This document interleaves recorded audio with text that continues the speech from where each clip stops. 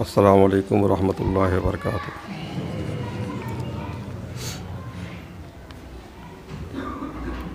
الحمد للہ رب العالمین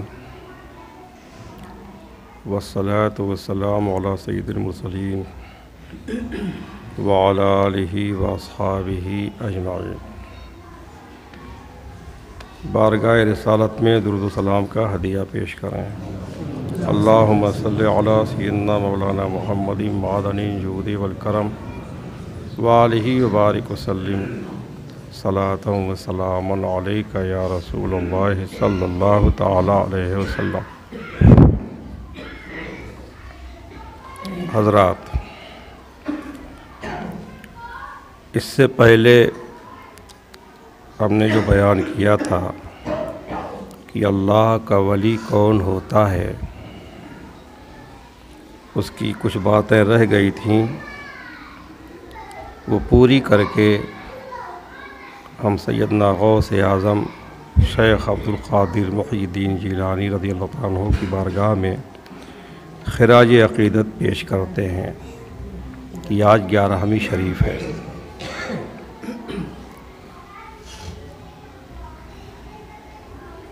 حضرت سیدی محمد گیسو دراز رحمۃ اللہ علیہ کے زلف اقدس کے دراز ہونے کی وجہ بیان ہوئی تھی کہ بظاہر ان کا یہ کام تو خلاف شرع معلوم ہوتا ہے، لیکن اعلیٰ حضرت نے اس کی توجیہ کی تھی کہ ان کا یہ کام خلاف شرع نہیں۔ ان کے گیسو اتنے دراز تھے، اتنے لمبے تھے، اس کی وجہ یہ کہ ایک جلیل نعمت کی یادگار تھا ان کا گیسو، اور اسے تجلی رحمت نے بڑھایا تھا۔ پھر اس پر ایک سند پیش کی اعلیٰ حضرت نے، یہ سند رہ گئی تھی۔ ما انا علیہ و اصحابی، حضور کا فرمان ہے کہ جس پر میں ہوں اور میرے صحابہ ہیں وہی راستہ صحیح ہے۔ جس طریقے پر میں ہوں، حضور فرماتے ہیں، جس طریقے پر میں ہوں اور میرے صحابہ ہیں وہی راستہ صحیح ہے۔ اور فرمایا اصحابی کالنجوم بأیہم اقتدیتم اہتدیتم، میرے صحابہ ستاروں کی طرح ہیں، تو جس صحابی کی بھی اقتداء کرو گے ہدایت پالو گے۔ تو ہر صحابی کا جو نقش قدم ہے وہ راہ نجات ہے۔ تو یہ بتایا کہ سیدی محمد گیسو دراز کا جو یہ گیسو بہت دراز تھا، اس کی سند حدیث میں موجود ہے۔ اس کی سند حضرت ابو محذورہ رضی اللہ تعالیٰ عنہ کا فعل ہے۔ یہ صحابی ہیں حضرت ابو محذورہ رضی اللہ تعالیٰ عنہ۔ ان کے بال بہت بڑے بڑے تھے، اتنے بڑے بڑے تھے کہ جب وہ کھولے جاتے تھے تو زمین تک آ جاتے تھے۔ کہ کیا کوئی صحابی خلاف شرع کام کر سکتا ہے؟ سارے صحابہ عادل ہیں، متقی ہیں، تقویٰ کے اعلیٰ درجے پر فائز ہیں۔ تو بیان فرمایا کہ جب حضور اقدس سید عالم صلی اللہ تعالی وسلم نے طائف شریف فتح فرمایا، شہر طائف جب فتح ہوا تو فتح ہونے کے بعد پہلے اس میں اذان ہوئی۔ جب یہ شہر فتح ہو گیا ہے، اس میں اذان کہی جائے۔ جب اذان ہوئی تو طائف کے بچوں نے اس کی نقل کرنا شروع کر دی۔ چھوٹے چھوٹے بچے جو اذان کہنے لگے، نقل اتارنے لگے۔ ان بچوں میں حضرت ابو محذورہ رضی اللہ تعالیٰ عنہ بھی تھے، وہ بھی اذان کی نقل اتار رہے تھے۔ ان کی آواز بہت اچھی تھی۔ تو حضور اقدس صلی اللہ علیہ وسلم نے جب ان کی اذان سنی جو نقل اتار رہے تھے تو بلایا اور ان کے سر پر دست مبارک رکھا، ان کے سر پہ اپنا مقدس ہاتھ رکھ دیا سر پر، اور ان کو مؤذن مقرر فرمایا کہ تمہاری آواز بہت اچھی ہے، تم اذان کہو گے۔ ان کی ماں کو معلوم ہوا کہ اللہ کے حبیب رحمت عالم صلی اللہ علیہ وسلم نے ابو محذورہ کے سر پہ ہاتھ پھیرا ہے، تو ان کی ماں نے برکت کے لیے پیشانی کے ان بالوں کو محفوظ رکھا جن پر نبی کریم صلی اللہ علیہ وسلم نے اپنے مقدس ہاتھ پھیرے تھے۔ اب وہ بڑے ہو گئے لیکن وہ بال کٹواتے نہیں تھے، برکت کے لیے کہ حضور کے ہاتھ اس پر لگے ہیں، یہ بال کٹوائے کیسے جائے۔ جس وقت بال کھولے جاتے تو زمین پر آ جاتے تھے، تو یہ لمبے بال رکھنا حرام اور ناجائز کیوں ہے؟ عورتوں سے مشابہت ہوتی ہے، لیکن یہاں تشبہ اور مشابہت سے کوئی تعلق ہی نہیں ہے۔ اور پھر پیشانی کے بال جو ہے لمبے تھے، پورے سر کے بال ان کے لمبے نہیں تھے، اور عورتیں جو ہے صرف پیشانی کے بال نہیں بڑھاتی ہیں، اور پھر جو ہے اس برکت کے لیے ان کا محفوظ رکھنا تھا۔ تو اب ایک ولی نے ایک صحابی نے ایک وجہ خاص کے لیے سر کے بال چھوڑ دیے، اتنے بڑے بڑے ہو گئے، تو اس صحابی کا یہ فعل سند ہے سیدی محمد گیسو دراز کے لیے کہ وہاں بھی ایک وجہ خاص تھی کہ تجلی رحمت نے ان کے گیسو کو دراز کیا تھا، لمبا کیا تھا، اس لیے انہوں نے بھی اس بال کو کٹوایا نہیں، اس کو بڑھا ہی رکھا۔ تو ان کا یہ کام خلاف شرع نہیں ہوا بلکہ شریعت کے عین مطابق ہوا، ایک صحابی کی اقتداء ہے اس میں۔ تو کوئی بھی ولی خلاف شرع کوئی کام نہیں کرتا۔ اسی طرح ولی خلاف شرع کوئی بات نہیں بولتا، شریعت کے خلاف کوئی بات نہیں بولتا۔ ولی کی کوئی بات اگر بظاہر شریعت کے خلاف معلوم ہوتی ہو تو علماء کرام اس کی ایسی توجیح کرتے ہیں کہ وہ بات شریعت کے مطابق ہو جاتی ہے، خلاف نہیں رہتی۔ اس پر اعلیٰ حضرت امام احمد رضا کا ایک فتویٰ ہم آپ کو سناتے ہیں۔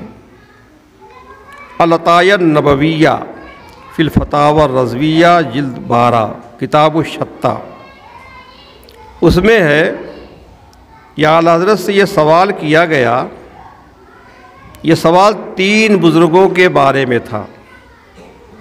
یہ سوال کیا گیا کہ منصور نے دعویٰ عن الحق کا کیا، چونکہ لوگ یہی سنتے تھے عن الحق، میں حق ہوں، میں خدا ہوں، تو منصور نے دعویٰ عن الحق کا کیا، اور بایزید بسطامی رحمۃ اللہ علیہ نے سبحانی ما اعظم شانی فرمایا۔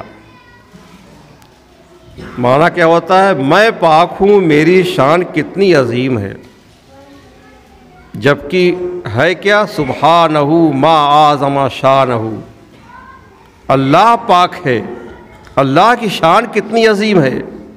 یہ کلمات اللہ کی شایان شان ہے کہ اللہ پاک ہے، اللہ کی شان کتنی عظیم ہے۔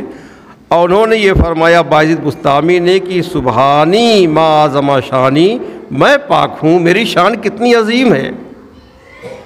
یہ 2 سوال ہوا۔ اور شمس تبریز نے قم باذنی کہہ کر مردے کو زندہ کیا۔ قم باذن اللہ کہنا چاہیے، اللہ کے حکم سے زندہ ہو جا، مردے کو زندہ کرنا ہے، قم باذن اللہ، اللہ کے حکم سے اٹھ جا۔ اور انہوں نے قم باذنی کہہ کے مردہ زندہ کیا، میرے حکم سے اٹھ جا، میری اجازت سے اٹھ جا۔ تو یہ 3 بزرگوں کا یہ قول، منصور حلاج کا قول ہے ان الحق، میں حق ہوں، اور بایزید بسطامی کا یہ قول سبحانی ما اعظم شانی، میں پاک ہوں، میری شان کتنی عظیم ہے، اور شمس تبریز کا یہ قول قم باذنی، میرے حکم سے اٹھ جا۔ تو اب عرض یہ ہے کہ کیا واقعی یہ کلمات اوپر کے بزرگوں سے صادر ہوئے؟ کیا واقعی ان بزرگوں نے یہ کلمات کہے؟ کیا واقعی منصور حلاج نے عن الحق کہا؟ بایزید بستامی نے سبحانی معظمہ شانی کہا؟ کیا واقعی شمس تبریز نے قم بإذنی کہہ کے مردہ زندہ کیا؟ اگر ایسا ہے ان بزرگوں نے یہ کلمات کہے تو ان بزرگوں کے ساتھ اہل سنت و جماعت کس طرح کا عقیدہ رکھیں؟ یہ تو بظاہر کفر ہے، کفری کلمات ہیں، تو ہم ان بزرگوں کے بارے میں کیا عقیدہ رکھیں؟ ان کو ہم کیسے بزرگ مانیں؟ ان کلمات کی بنیاد پر کیا ہم ان کو کافر سمجھیں؟ کیسا عقیدہ رکھیں؟ یہ سوال کیا۔ تو جواب فرماتے ہیں کہ وہ تینوں حضرات کرام اکابر اولیاء اعظام سے ہیں۔ وہ تینوں بہت بڑے ولی ہیں، اپنے اپنے زمانے کے پائے کے اولیاء ہیں۔ قدسنا اللہ باسرارہم۔ اب اس کے بعد تینوں کے قول کو بیان کرتے ہیں کہ حضرت شمس تبریز قدس سرہ سے یہ کلمہ ثابت نہیں، مشہور تو ہے لیکن کہیں سند صحیح سے یہ کلمہ ثابت نہیں ہے کہ انہوں نے کبھی قم بإذنی کہہ کے مردہ زندہ کیا ہو۔ پھر فرمایا اگر ثابت ہو جائے تب بھی کوئی حرج نہیں ہے۔ کہتے ہیں معاذ اللہ، اسے ادعائے الوہیت سے کیا علاقہ، اس میں کوئی خدائی دعویٰ تھوڑی ہے، بس میرے حکم سے اٹھ جائے، اس میں تو یہ نہیں کہنا ہے کہ میں خدا ہوں۔ ایسی مجازی نسبتیں ہوتی رہتی ہیں، جس کا جواب ہو گیا کہ ان سے یہ کلمہ صادر نہیں ہے۔ اگر صادر بھی ہو تو ان کا یہ کلمہ کوئی خلاف شرع نہیں ہے۔ اب بیان کرتے ہیں حضرت حسین منصور حلاج، جن کے بارے میں مشہور ہے کہ ان الحق کہتے تھے۔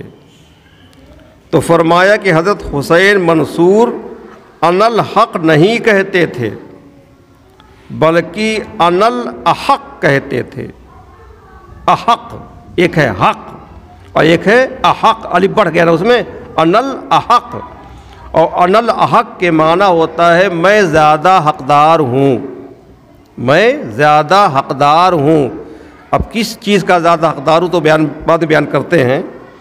تو وہ تو کہتے تھے ان الاحق، اور ابتلاء الہی کے لیے سامعین کی فہم کی غلطی تھی، یعنی چونکہ اللہ کی آزمائش تھی، ان کو آزمایا جا رہا تھا۔ جب کوئی بھی محبت کا دعویٰ کرتا ہے اس کی آزمائش ہوتی ہے، تو ان کی آزمائش کے لیے لوگوں کی سمجھ کی فہم کی غلطی تھی کہ لوگ ان الحق سنتے تھے، وہ ان الاحق کہتے تھے اور لوگ ان الحق سنتے تھے۔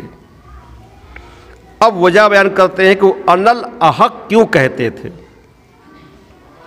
ان کی بہن منصور حلاج کی بہن اکابر اولیاء کرام سے تھیں۔ ان کی ایک بہن تھیں جو بہت بڑی ولیہ تھیں، جوان تھیں، اور ہر روز رات کے اخیر میں جنگل کو تشریف لے جاتی۔ ان کے مکان سے قریبی جنگل تھا، تو رات کے اخیر میں وہ اٹھ جاتی اور جنگل میں چلی جاتی اور اللہ کی عبادت میں مشغول ہو جاتی۔ ایک روز حضرت حسین منصور حلاج کی آنکھ کھلی اور بہن کو نہ پایا۔ اب شیطان نے شبہ ڈالا، ظاہر سی بات ہے، جوان بہن ہو، گھر سے غائب ہو، لاپتہ ہو تو شبہ تو پیدا ہو ہی سکتا ہے۔ تو شیطان نے شبہ ڈالا یہ کہاں چلی گئی۔ تو دوسری رات قصداً جاگتے رہے، جان بوجھ کر جاگتے رہے، بس آنکھیں بند کر لی، معلوم ہوتا تھا کہ سو گئے ہیں۔ جب ان کی بہن اپنے وقت معمول پر اٹھیں اور باہر چلیں تو یہ آہستہ اٹھ کر پیچھے ہو لیے کہ دیکھیں کہاں جاتی ہے۔ وہ جنگل میں پہنچیں اور اللہ کی عبادت میں مشغول ہو گئیں۔ یہ پیڑوں کی آڑ میں چھپے دیکھتے تھے کہ تو اللہ کی عبادت کر رہی ہیں، دیکھتے رہے، ان کو ایک لذت حاصل ہوتی تھی۔ جب صبح قریب ہوئی تو انہوں نے دیکھا کہ آسمان سے سونے کی زنجیر میں یاقوت کا جام اترا۔ سونے کی زنجیر اور یاقوت کا پیالہ اس میں لگا ہوا تھا، آسمان سے اترا، اس میں شراب معرفت تھی۔ اور وہ پیالہ جو ہے ان کی بہن کے دہنے مبارک کے پاس آ گیا، ان کی بہن کے منہ کے پاس خود بخود وہ پیالہ آ گیا۔ اب انہوں نے پینا شروع کیا، اس پیالے سے پینا شروع کیا۔ اب یہ پیڑوں کی آڑ میں چھپ کر کے دیکھ رہے منظر۔ جب بہن نے پینا شروع کیا تو یہ بے چین ہو گئے، اب سمجھ گئے کہ میری بہن کوئی ولیہ ہیں یا اللہ کی طرف سے ان کے لیے جامع معرفت آیا ہے۔ اب بے چین ہو گئے اور چلا کر کہا کہ بہن تمہیں خدا کا واسطہ، خدا کی قسم، تھوڑا میرے لیے بھی چھوڑ دو، سارا خود نہ پی جاؤ، تھوڑا میرے لیے بھی چھوڑ دو۔ اب انہوں نے صرف ایک گھونٹ ان کے لیے چھوڑ دیا، سارا پیالہ پی گئیں، ایک گھونٹ ان کے لیے چھوڑ دیا۔ یہ دوڑ کر آگے بڑھے، اس کو پیا۔ اب ایک گھونٹ سے پی لیا، اس کے پیتے ہی نظروں سے حجابات اٹھ گئے اور ہر شجر و حجر اور دیوار و در سے آواز آنے لگی، ہر پیڑ سے، پتھر سے، دیوار سے، ہر جگہ سے آواز آنے لگی کہ من احق لأن یقتل فی سبیلی، کون اس کا زیادہ حقدار ہے، احق، کون اس کا زیادہ احق ہے، حقدار ہے کہ ہماری راہ میں قتل کیا جائے، ہماری محبت میں اس کو قتل کیا جائے، کون اس کا زیادہ حقدار ہے، کوئی اس کے لیے تیار ہے؟ اب یہ آواز ہر جگہ سے آتی تھی، اور جب یہ آواز آتی تھی تو یہ اس کا جواب دیتے تھے۔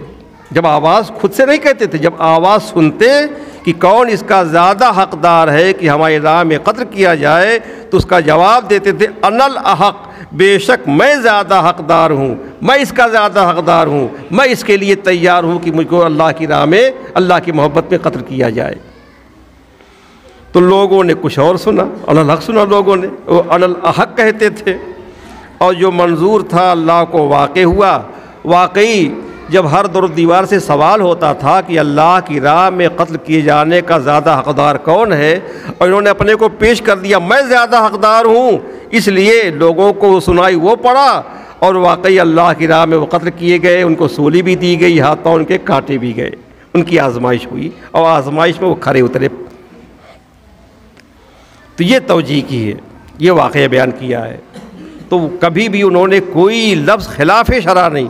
ہاں علماء کرام نے چونکہ انا الحق ہی سنا، لوگوں نے انا الحق ہی سنا، اس لیے ان لوگوں نے فتویٰ بھی دیا، ان کو فتویٰ دینا بھی ضروری تھا۔ تو دو قول کا جواب تو یہ ہو گیا۔ اور حضرت بایزید بسطامی رضی اللہ تعالیٰ عنہ جو کہتے تھے سبحانی ما اعظم شانی، میں پاک ہوں، میری شان کتنی عظیم ہے،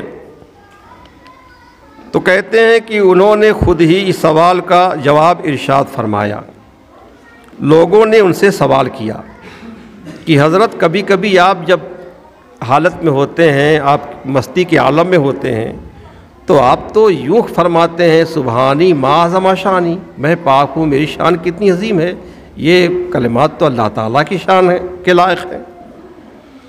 تو انہوں نے فرمایا کہ میں نہیں کہتا، ایسا میں کبھی نہیں کہہ سکتا۔ لوگوں نے کہا کہ آپ فرماتے ہیں، آپ ایسا کہتے ہیں، ہم لوگ سنتے ہیں۔ تو کہتے ہیں کہ میں نہیں کہتا، یہ وہ فرماتا ہے جسے فرمانا زیبا ہے، یہ اللہ ہی فرماتا ہے، اور یہ اس کی شان کے لائق ہے، یہ وہی کہتا ہے۔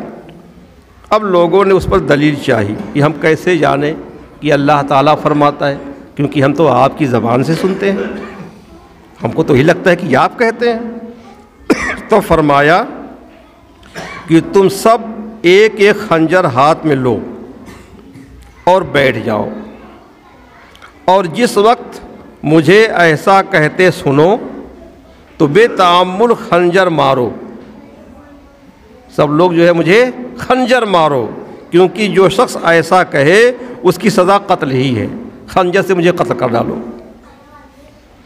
انہوں نے ایسا ہی کیا، خنجر ہاتھ میں لے کر بیٹھ گئے۔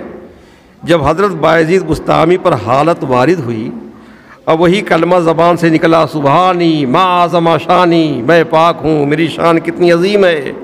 اب ان سب نے بے محابہ خنجر مارے، خنجر مارنا شروع کر دیا، لیکن اللہ کی قدرت جس نے جس جگہ کے قصد پر خنجر مارا تھا خود اس کے اسی جگہ لگا۔ کسی نے آنکھ کا نشانہ لیا تو خنجر خود الٹ کر کے اس کی آنکھ پر لگا، کسی نے ان کے دل پر خنجر مارا تو خنجر الٹ کر کے خود اس کے دل پہ لگ گیا۔ جس نے جہاں کی نیت سے خنجر مارا وہ خنجر الٹ کر اس کے اسی جگہ لگا۔ جب حضرت کو افاقہ ہوا، وہ مستی کی حالت ختم ہو گئی، تو آپ نے ملاحظہ فرمایا کہ وہ سب لوگ گھائل پڑے ہوئے ہیں، کسی کی آنکھ پھوٹی، کسی کا دل زخمی ہے، سب گھائل پڑے ہوئے ہیں۔ اب فرمایا کہ میں تم سے کہتا تھا نا کہ میں نہیں کہتا ہوں، سبحانی معظمہ شانی میں نہیں کہتا ہوں، یہ وہ کہتا ہے جس کا کہنا بجا ہے، خود اللہ کہتا ہے۔ اب اس پر اعلیٰ حضرت نے ایک سند قرآن شریف سے پیش کر کے اس کو واضح کر دیا کہ یہ کیسے ہو سکتا ہے کہ بایزید کی زبان سے لوگ سن رہے ہیں اور بایزید کہتے کہ میں نہیں کہتا ہوں، یہ تو اللہ کہتا ہے۔ اب اللہ تو کہے گا ہی سبحانی معظمہ شانی میں پاک ہوں، میری شان کتنی عظیم ہے۔ تو بیان کرتے ہیں کہ سیدنا موسیٰ کلیم اللہ علی نبینا علیہ السلام نے کوہ طور پر اس درخت میں سے ندا سنی۔ جب حضرت موسیٰ علیہ السلام کوہ طور پر گئے، قرآن شریف میں واقعہ تفصیل سے ہے، مدین سے مصر واپس آ رہے تھے، ان کی بیوی ساتھ تھیں اور سخت ٹھنڈک کا موسم تھا، بیوی حاملہ تھیں، ان کو راستے میں درد ذیل شروع ہو گیا۔ تب یہ فرمایا تھا کہ تم یہی ٹھہرو، یہ سب واقعہ قرآن شریف میں ہے۔ وہ دور جو ہے آگ نظر آ رہی ہے، میں جا رہا ہوں وہاں سے آگ جو ہے لے کر کے آؤں گا، کچھ جو ہے گرمی حاصل ہوگی۔ اب وہ آگ لینے کے لیے گئے اور جب وہاں پہنچتے ہیں تو دیکھتے ہیں کہ وہاں کوئی آگ نہیں ہے، ایک درخت ہے، اور درخت جو ہے جڑ سے لے کے اوپر تک جو ہے بالکل روشن ہے، منور ہے، جگمگ جگمگ کر رہا ہے۔ اور جب درخت کے قریب جاتے ہیں تو درخت پیچھے ہٹنے لگتا ہے، جب رک جاتے ہیں تو درخت ٹھہر جاتا ہے، جب چلنے لگتے ہیں تو درخت بھاگنے لگتا ہے۔ حیران تھے موسیٰ علیہ السلام، یہ کیا معاملہ ہے، یہ کیسا درخت ہے؟ اس کے بعد درخت سے آواز آئی، درخت سے ندا سنی کہ یا موسیٰ انی انا اللہ رب العالمین، اے موسیٰ میں اللہ ہوں جو سارے جہان کا رب، میں اللہ ہوں سارے جہان کا رب۔ تو درخت سے آواز سنی حضرت موسیٰ علیہ السلام نے، تو کیا یہ درخت نے کہا تھا؟ اللہ تعالیٰ کو رب سب مانتے ہیں، بعض انسان اور بعض جنات کے سوا جتنی مخلوق ہے سب تو اللہ تعالیٰ کو رب مانتی ہے۔ کیا درخت ایسا کہہ سکتا ہے کہ میں رب ہوں، میں خدا ہوں، اپنے کو اللہ کہہ سکتا ہے؟ یہ ہرگز درخت نے نہیں کہا تھا، بلکہ رب العالمین جل جلالہ نے درخت پر تجلی فرمائی، اللہ نے درخت پر تجلی فرمائی، اور یہ کلام اللہ کا تھا جو درخت کے ذریعے سنا گیا، اور حضرت موسیٰ کلیم اللہ کو اس میں سے جو ہے یہ ندا مسموع ہوئی، سنی گئی۔ اب فرماتے ہیں کہ بس میں آ رہی ہے نا کہ درخت پہ اللہ نے تجلی فرمائی، کلام اللہ فرما رہا ہے اور سنائی دے رہی ہے درخت سے، آواز آ رہی ہے درخت سے۔ تو فرمایا کہ کیا وہ ایک درخت پر تجلی فرما سکتا ہے اور ایک درخت کے ذریعے سے کلام فرما سکتا ہے، تو اور بایزید بسطامی پر تجلی نہیں فرما سکتا؟ کیا بایزید کا درجہ درخت جیسا کے برابر بھی نہیں ہے؟ درخت تو ایک مخلوق ہے، وہ بھی شجر درخت جاندار بھی نہیں ہے۔ تو اللہ تعالیٰ نے بایزید پر تجلی فرمائی، کیا یہ محال ہے کہ بایزید پر تجلی کرے اور سبحانی معظمہ شانی کہے اور لوگوں کو ان میں سے ندا آئے؟ یہ کوئی محال بات نہیں ہے۔ اللہ نے تجلی فرمائی بایزید بسطامی پر، اللہ نے خود ندا فرمائی سبحانی معظمہ شانی، اور لوگوں نے جو ندا سنی ہے وہ بایزید بسطامی کی زبان سے سنی ہے۔ اور بایزید بسطامی کو تو ہوش بھی نہیں رہتا تھا اس وقت ان کو ہوش نہیں رہتا تھا۔ اس پر ایک اور واضح کرنے کے لیے ایک اور بیان کرتے ہیں کہ حضرت مولوی معنوی قدس اللہ سرہ شریف فرماتے ہیں، مولانا روم رحمۃ اللہ علیہ مثنوی شریف میں، کہ ایک جن جس پر تسلط کرتا ہے اس کی زبان سے کلام کرتا ہے، اس کے ہاتھ پاؤں سے کام کرتا ہے۔ کوئی جنات ہے کسی آدمی پر اگر سوار ہو جاتا ہے تو اب بولتا ہے وہ جن، اور آواز کس کی زبان سے سنائی پڑتی ہے؟ جس کے اوپر وہ سوار ہوا ہے، چلتا ہے، پھرتا ہے، پکڑتا ہے، سب کچھ، تو اس کی زبان سے کلام کرتا ہے، اس کے ہاتھ پاؤں سے کام کرتا ہے۔ تو فرماتے ہیں مولانا روم رحمۃ اللہ علیہ کہ کیا تمہارے نزدیک رب عز و جل ایسا نہیں کر سکتا؟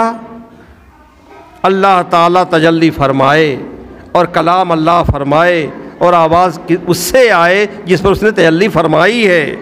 کلام اس کا ہے اور زبان بایزید کی ہے۔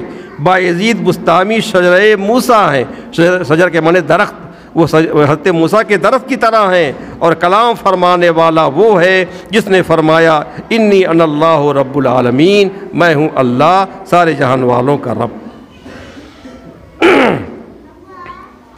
اب دیکھیے، ہم مرید ہیں سیدنا غوث اعظم شیخ عبد القادر محی الدین جیلانی رضی اللہ عنہ کے، وہ شہنشاہ ولایت ہیں، ان کا درجہ اولیاء میں سب سے عظیم، سب سے اعلیٰ ہے۔ ایک مرتبہ غوث اعظم کے سامنے تذکرہ کیا گیا، پوری زندگی میں اتنا بڑا درجہ ان کا، شراب معرفت جتنا انہوں نے پیا اتنا کسی نے نہیں پیا، نہیں کبھی بھی زبان سے کوئی بات ایسی کبھی نکلی بھی نہیں۔ ان کا ظرف اتنا وسیع تھا، اتنا وسیع تھا کہ کبھی بھی کوئی بات خلاف شراب بظاہر جو ہے ان کی زبان سے سنائی نہیں پڑی۔ اب ان کے سامنے ذکر کیا گیا منصور حلاج کا، انالحق جو کہا، تو فرمایا سرکار غوث اعظم نے کہ حلاج پھسل گیا، حلاج پھسل گیا، کیونکہ اس کو ظرف سے زیادہ پلا دی گئی۔ ایک پیالہ ہے، اس پیالے میں آپ دودھ ڈالیں گے تو جتنا اس میں جگہ ہوگی اتنے ہی تو قبول کرے گا، زیادہ ہوگا تو چھلک جائے گا۔ تو فرمایا کہ جتنا ظرف تھا، جتنا بڑا، اس سے زیادہ پلا دی گئی تھی، اس لیے وہ پھسل گیا، اس کی زبان سے اس طرح کی بات نکل آئی۔ پھر فرمایا لو کانا فی عصری لاتخذت بیدہ، اگر وہ میرے زمانے میں ہوتا، حسین منصور حلاج اگر میرے زمانے میں ہوتا تو میں اس کا ہاتھ پکڑ لیتا، اس کو گرنے نہ دیتا، اس کو پھسلنے نہ دیتا، اس کی دستگیری کرتا۔ تو معلوم ہوا کہ غوث اعظم سے جو منسلک ہو گیا اس کو کتنا ہی پلا دیا جائے وہ پھسلتا نہیں ہے، یہ پھسلتا نہیں ہے، کوئی زبان سے ایسی بات نہیں کرتا۔ میرے غوث کی شان تو یہ ہے کہ وہ پلاتے ہیں، اور ان کے پاس کوئی آتا ہے پینے والا تو اگر اس کا ظرف چھوٹا ہوتا ہے، ظرف اگر چھوٹا ہوتا ہے اس کو اور بڑا کر دیا کرتے ہیں، ظرف بڑھا دیتے ہیں، اور اگر کوئی خالی ہاتھ آتا ہے ظرف نہیں رہتا تو ظرف بھی عطا فرما دیا کرتے ہیں اور اس کو جامع معرفت سے بھر بھی دیا کرتے ہیں، کیونکہ آپ نے چور کو ابدال بنایا ہے اور غیر مسلم کو آپ نے کلمہ پڑھا کر کے آپ نے ولایت کا درجہ جو ہے عطا فرمایا ہے۔ ہمارے غوث اعظم دریائے معرفت ہیں، اور بایزید بستامی ہوں یا منصور حلاج ہوں، یہ لوگ پیالہ ہیں، پیالہ تو چھلک جائے گا لیکن دریا میں کتنا بھی ڈالیے دریا چھلکے گا نہیں۔ دیکھیے بایزید بستامی رحمۃ اللہ علیہ نے کہا تھا قد عرفت ربی، میں نے اپنے رب کو پہچان لیا، میں نے اپنے رب کو پہچان لیا۔ اور اللہ کے حبیب سید عالم صلی اللہ علیہ وسلم فرماتے ہیں ما عرفت ربی، میں نے اپنے رب کو پہچانا ہی نہیں، ابھی میں نے اپنے رب کو پہچانا ہی نہیں۔ اب ایک بزرگ سے سوال کیا گیا کہ بایزید تو کہتے ہیں کہ میں نے رب کو پہچان لیا، قد عرفت ربی، اور حضور فرماتے ہیں ما عرفت ربی، میں نے اب تک اپنے رب کو پہچانا ہی نہیں۔ کیا بات ہے، بایزید کا درجہ اتنا بڑا، لیکن بہرحال امتی ہے، وہ سرکار کے امتی ہیں، سرکار تو نبی ہیں۔ تو بزرگ نے فرمایا کہ کیا یہ پوچھنا چاہتے ہو کہ پیالہ چھلک کیوں گیا، سمندر چھلکا کیوں نہیں؟ کیا یہ پوچھنا چاہتے ہو کہ پیالہ چھلک کیوں گیا، سمندر چھلکا کیوں نہیں؟ بایزید کا دل اور ظرف پیالہ ہے، پیالہ، اور ہمارے حضور سمندر ہے، سمندر میں کتنا بھی ڈالو سمندر کبھی چھلک نہیں سکتا ہے۔ بات یہ ہے کہ بایزید بسطامی نے درجہ طے کیا، بس اللہ کا جلوہ دیکھ لیا، ایک جھلک دیکھ لی، اسی مست ہو گئے اور چلا دیا کہ میں نے رب کو پہچان لیا، میں نے رب کو پہچان لیا۔ اور ہمارے حضور کی شان ہے وَلَلْآخِرَةُ خَيْرٌ لَكَ مِنَ الْأُولَىٰ، ہر آنے والی گھڑی آپ کے لیے پچھلی گھڑی سے بہتر ہے۔ تو آپ ایک درجہ طے کرتے، آگے بڑھتے، اللہ کی تجلیات دیکھتے، انوار دیکھتے، جلوے دیکھتے، پھر جو ہے ہر لمحہ آگے بڑھتے رہتے۔ جب اللہ کی تجلیات دیکھتے، جلوے دیکھتے تو کہتے ابھی میں نے رب کو پہچانا ہی نہیں، پھر آگے بڑھتے، اس سے بہتر انوار تجلیات دیکھتے تھے، جلوے دیکھتے تھے، کہتے میں نے رب کو پہچانا ہی نہیں۔ تو ہر گھڑی تو بڑھتے جاتے تھے، ان کے سامنے جلوے آتے تھے۔ بایزید نے جو جلوہ دیکھ کر کہہ دیا میں نے رب کو پہچان لیا، ہمارے حضور نے ایسے کروڑوں جلوے دیکھے، لیکن پھر بھی جو ہے ان کا درجہ بڑھتا ہی رہا، اس لیے فرماتے تھے۔ تو ہمارے حضور صلی اللہ علیہ وسلم سمندر ہیں اور ہمارے غوث اعظم دریا ہیں، اور بایزید بسطامی ہوں یا شمس تبریز ہوں یا منصور حلاج ہو، یہ پیالہ ہیں۔ تو پیالہ تو چھلک ہی جائے گا لیکن دریا نہیں چھلکے گا، سمندر بھی نہیں چھلکے گا۔ ہمارے حضور غوث اعظم نے فرمایا شریبتم فضلتی من بعد سکری ولا نلتم علوی واتصالی، اے ساری دنیا کے اولیاء کرام، مجھ کو اللہ نے معرفت کی جو شراب پلائی ہے پہلے مجھے پلائی، میں جب پی کر مست ہو گیا تو جو بچا کھچا تھا وہ تمام اولیاء کرام کو پلائی گئی۔ اس لیے کوئی بھی ولی میرے مقام کو، میرے درجے کو ہرگز پہنچ نہیں سکتا۔ خود فرماتے ہیں، غوث اعظم کا فرمان ہے یہ قصیدہ غوثی، اگر آپ کو سنایا جائے تو کتنے بستی طاری ہو جائے گی۔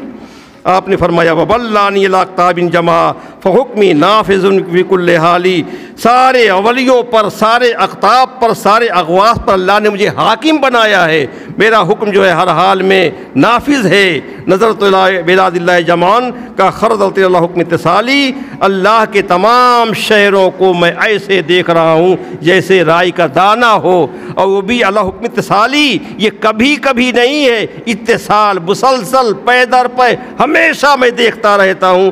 اللہ کے کا کوئی بھی شہر، کائنات کا کوئی بھی ذرہ کبھی میری نگاہ سے اوجھل نہیں ہو سکتا۔ وقت ختم ہو گیا۔ اللہ تعالی ہم سب کو سرکار غوث اعظم کے غلاموں میں زندہ رکھے، ان کے غلاموں میں ہمارا حشر فرمائے، اور ان کی غلامی اللہ تعالیٰ قبول فرما لے۔